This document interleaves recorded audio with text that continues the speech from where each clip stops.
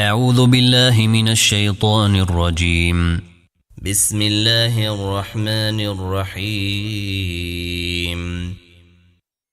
والعاديات ضبحا فالموريات قدحا فالمغيرات صبحا فأثرن به نقعا فوسطن به جمعا إن الإنسان لربه لكنود وإنه على ذلك لشهيد